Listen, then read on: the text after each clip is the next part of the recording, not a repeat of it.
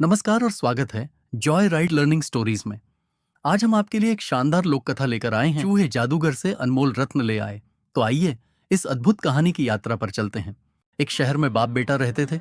बेटा बेकार, वह कोई नौकरी नहीं करता। बाप कमाकर लाता, दोनों मिल बैठकर खाना खाते थे। एक दिन बाप बैठकर सोचता है कि यह कुछ कमाता नहीं, कुछ काम नहीं करता, इसकी शादी कर देने से शायद कुछ काम करेगा तो हम लोग मिल बैठकर खाना खा सकते हैं।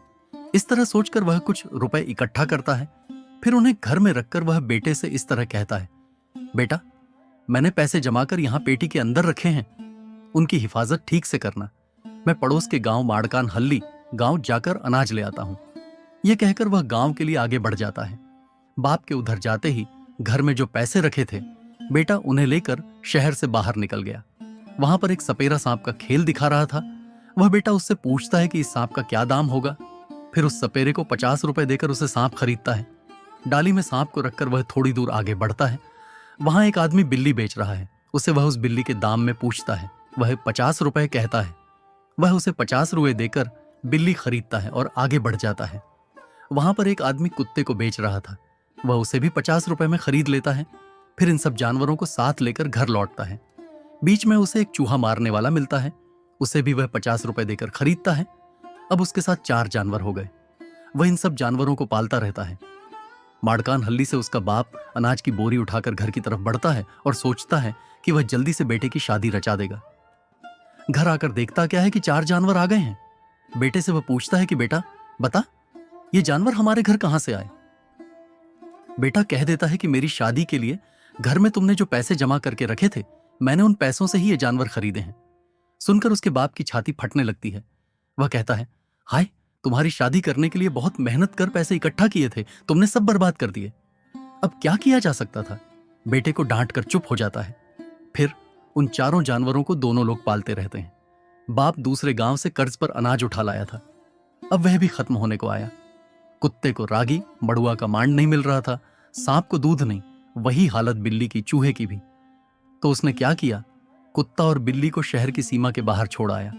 अब सांप के लिए बांभी ढूंढने जाता है। चूहे को नदी में छोड़ आया। फिर थोड़ी दूर पर बांभी दिखाई पड़ी। अब यह सांप को उसमें छोड़ने आगे बढ़ा। तभी सांप ने कहा, मालिक, तुमने आज तक मेरी देखभाल की है, तुम्हारे उपकार को मैं भला कैसे भूल सकता हूं। ऐसा करो कि तुम यहां थोड़ी देर यहां रुके रहो। इस बांभी में मेरे पिता नागराज रहते हैं, मैं उनसे मिलकर तुम्हें कुछ दिखाना चाहता हूं। इतना कहकर वह सांप अंदर गया। अंदर जाकर छोटे सांप ने अपने पिता से सारी आप बीती बात बताई।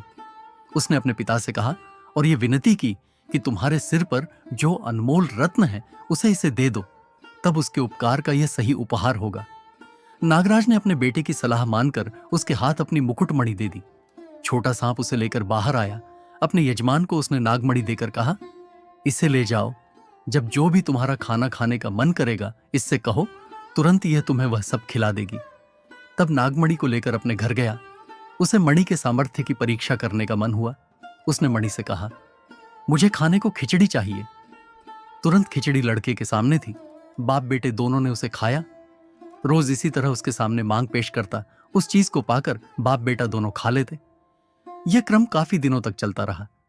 फिर एक दिन बाप ने कहा, बेटा, हमारी यह झोंपड़ी बहुत छोटी पड़ रही है, तुम ऐसा करो, कुछ नारियल के पत्ते तोड़ लाओ, 1-2 बांस की डंडी भी ले आओ, मैं खुद इन चीजों के लिए चादर फैला दूंगा।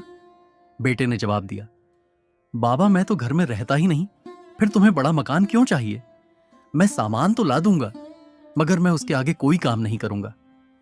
यह कहकर वह घर के बाहर निकलकर किसी दूसरे गांव बसने का मन बनाकर चल पड़ा। वहां पर एक गांव था। उस गांव के एक किनारे पर बूढ़ी कुब्जा का एक बगीचा था। उसने वहां फुलवारी बना रखी थी। उन फूलों को छुड़ाकर उस शहर के राजा को रोज पहुंचाती थी। उस युवक को रास्ते में वह बगीचा दिख गया। फिर वह वहां पर आया। उसके मकान के आगे आकर आवाज देता है, पूछता है कि अंदर कौन रहता है। वहां अंदर वही बुढ़िया थी। पूछती है, कौन है, क्या चाहिए। जवाब आता है, खूब प्यास लगी है, पानी चाहिए। बुढ़िया ने अंदर से पानी लाकर दिया और पूछा, कौन से गांव के हो, कहां जा रहे हो। वह अपने गांव का नाम बतलाकर कहता है, मैं तो नौकरी की तलाश में निकला हूं, कुछ मजदूरी कर पेट भरना चाहता हूं। तब बुढ़िया कहती है, मेरे यहां काम करते रहो, मैं तुम्हें मजदूरी दूंगी, खाना भी खिलाऊंगी। उस जवान आदमी को बुढ़िया की बात भा गई। फिर उसी के यहां रहने लगा। उस शहर के राजा की बेटी 12 साल की होती है। अभी उसकी शादी नहीं हुई थी। राजा ने एक शर्त लगा रखी थी कि मेरे महल के आगे एक कुआं है, जो युवक उस कुएं में मोती मणिक भर देगा, उसे अपनी बेटी देकर शादी रचाऊंगा। उस राज्य में एक जादूगर था। उसे राजा का ढिंढोरा सुनाई दिया। उसने कहा, मैं कुएं में मोती मणिक भर देता हूं। उसी तरह उसने जादू से कुएं के आधे भाग में मोती मणिक भर दिए। राजा ने आकर इसका परीक्षण कर देखा। कुएं का आधा भाग मोती माणिक से भरा था। तभी कुब्जा बुढ़िया के घर से यह लड़का भी वहां आकर देखता है। जैसे ही वह लड़का कुएं में झांकता है, जादू सारा खत्म हो जाता है। कुआं पहले जैसा ही हो जाता है। जादूगर अपने से बड़े जादूगर को देखकर डर से भाग जाता है। अगले दिन दोबारा राजा ढिंडोरा पिटवाता है। कुब्जा बुढ़िया के घर के पास ढिंडोरा पिटता है। तब यह जवान लड़का पूछता है कि यह ढिंडोरा किस लिए? बुढ़िया उसे सारी बात बताती है। तब लड़का कहता है, मैं ये काम करता हूं, अभी देखो, ये नागमणि पकड़ दो। जवान से बुढ़िया कहती है, देखो, सभी जानते हैं कि मैं यहां अकेली रहती हूं। मैं रोज राजा की बेटी के लिए फूल छुड़ाकर दे आती हूं। अब इस स्पर्धा में भाग लेने पर पता नहीं राजा क्या कहते होंगे। उस पर वह कहता है, डरने की कोई बात नहीं, कहना कि मेरे घर मेरा पोता आया है, वही स्पर्धा में भाग लेना चाहता है। बुढ़िया राजा के पास जाकर वही बात कहती है। यह लड़का गाना गाते उस रात नागमणि लेकर कुएं के पास पहुंचता है। अपनी हथेली में नागमणि रखकर कहता है, आदेश देता है कि कुएं में मोती माणिक भर दो। तुरंत कुआं मोती माणिक से भर जाता है। सुबह होते ही राजा कुएं के पास आकर देखता है मोती माणिक। यह देखकर राजा की आंखें चौंधियां जाती हैं। तब वह राज्य भर में तोरण बांधकर फूलों से शहर को सजाकर इस लड़के से अपनी बेटी की शादी धूमधाम से रचा देता है। अब राजा की बेटी दामाद राजमहल में खुशी से रहने लगते हैं। राजमहल में रहकर यह लड़का ऊब जाता है और शिकार खेलने की इच्छा से एक दिन जंगल में जाता है। तब सांप द्वारा दिया गया अनमोल रत्न वह कुब्जा बुढ़िया के घर हिफाजत से रखकर जाता है। यह सब वह जादूगर छिपकर देखता रहता है। जंगल की तरफ लड़के के निकलते ही जादूगर भिखमंगे का भेष बनाकर भीख मांगने आता है।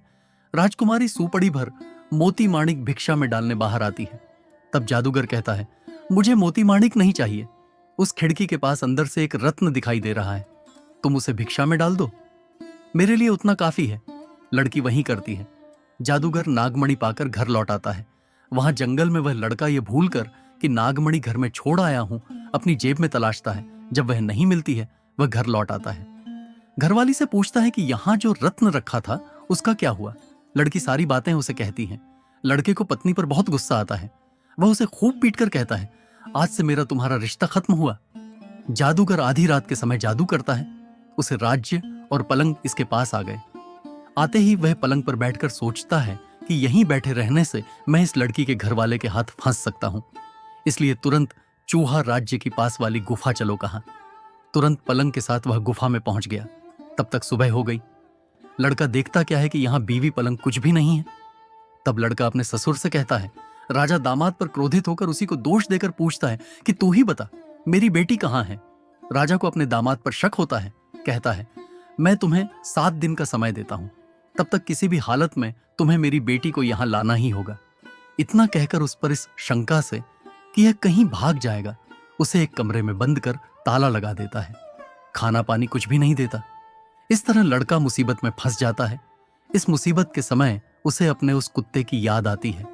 तब कुत्ता बिल्ली के पास जाकर कहता है कि बिल्ली बहन सुनो, वह लड़का जिसने हमें पिष्ट दूध देकर पाला था अब मुसीबत में फंसा है। चलो अभी हम उसके पास चलते हैं और उसे मुसीबत से बाहर निकालेंगे। तब इन जीवों ने उसकी मदद करने का उपाय सोचा और सीधे उसी जगह पर आए जहां राजा ने उसे नजरबंद कर रखा था। उस कमरे की छत पर वे जीव चढ़े और गवाक्ष से झांक कर उसे देखा। उसे बात की कहा, हम तुम्हारी मदद करने आए हैं, चिंता मत करो, हम तुम्हें इस मुसीबत से बाहर निकालेंगे। कहो हमें अब क्या करना होगा। तब उसने उन बंधुओं से कहा, तुम लोग उस जादूगर को पकड़ो और उसके पास जो नागमणि है उसे छुड़ा लाओ। तब बिल्ली, कुत्ता और चूहा शहर में आते हैं। शहर की सीमा के दोनों तरफ वे बैठ गए। तभी दूसरे कई चूहे शहर में आए। एंड दो सी, इन तीनों जीवों को देखकर उन्हें डर लगा। सोचा कि ये हमें खा जाएंगे, इसीलिए वे चूहे के सामने वाले मकान में घुसकर बैठ गए। कुछ दिन बीते। चूहों को भी खूब भूख लगी। तब कुछ शूद्रों ने आपस में बातचीत कर कि हम इन लोगों से पूछेंगे कि ये इतने दिनों से यहां इस तरह क्यों बैठे हैं। वह इन जीवों के पास आई, पूछा, बताओ भाई लोग, तुम यहां क्यों आए हो, हमसे क्या चाहते हो? तब इन तीनों ने जवाब दिया, कहा, कुछ नहीं, यहां पर पहाड़ के ऊपर एक गुफा है, वहां पर एक जादूगर है, उसके पास माणिक रत्न है, उसे लाकर हमें देना होगा। हमारी बात मानो तो ठीक, नहीं तो हम तुम्हारे पूरे शहर को बर्बाद कर डालेंगे। इन बड़े बड़े चूहों ने इनकी बात मानने का आश्वासन दिया। तब सभी चूहे गुफा के पास आए, ढूंढते हैं, माणि रत्न कहीं नहीं मिलता। उन चूहों में से एक छोटी पूंछ वाला चूहा था।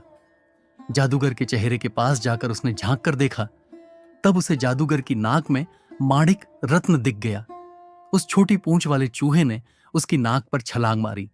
उसे जादूगर को जोर की छींक आई। उसके छींकते ही नागमणि नाक से नीचे गिर गई। चूहे उस नागमणि को उठाकर पहाड़ से नीचे आते हैं और बिल्ली को उसे सौंप देते हैं। तब ये जीव चूहों को यह कहकर कि हम तुम्हारा उपकार कभी नहीं भूलेंगे, नागमणि को लेकर राजा के शहर में आते हैं। आते समय रास्ते में जोर की बारिश हो जाती है। थोड़ा आगे बढ़ते हैं, वहां पर एक नदी मिलती है। नदी को बिल्ली पार नहीं कर पाती। नदी के उस पार से जाने में बहुत समय लगता। तब तक राजा का दिया समय निकल जाता और लड़के को राजा मार देता। तब क्या करते? कुत्ते ने कहा, फिर वह नागमणि मेरे हाथ दे दो, नहीं तो मैं नहीं आऊंगा। ऐसा क्यों? दूसरे जीवों ने पूछा। कुत्ता कहता है कि तुम लोग ही वहां पहुंच पाओगे तो लड़का समझेगा कि तुम ही लोगों ने उसकी मदद की है, इसलिए मुझे वह नागमणि सौंप दो। कहा, तुम लोगों को मैं ही तो पार कराता हूं, तुम इसे कहां रख पाओगे? तुम मुंह में रखोगे तो नदी में गिर जाएगी। मैं उसे अपने कान में रखूंगा, इससे लड़के का भला होगा। कुत्ते ने हट नहीं छोड़ा।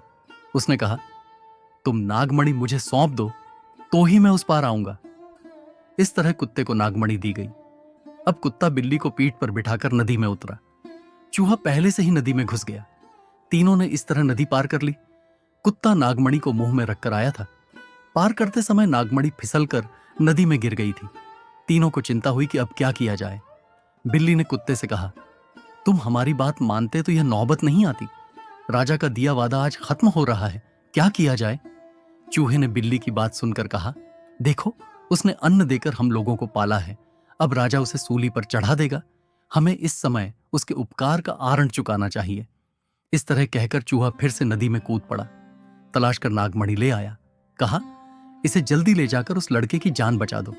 तब बिल्ली और कुत्ता नागमणि को लेकर शहर आते हैं।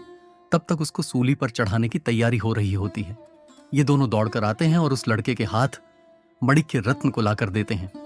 नागमणि के मिलते ही लड़के ने उसे अपनी हथेली पर रखकर कहा, मेरी पत्नी घरवाली अब जहां भी हो तुरंत मेरे पास आ जाए। तब पलंग के साथ सुबह सुबह राजकुमारी राजा के यहां आ पहुंचती है। राजा बेटी को देख बहुत खुश होता है।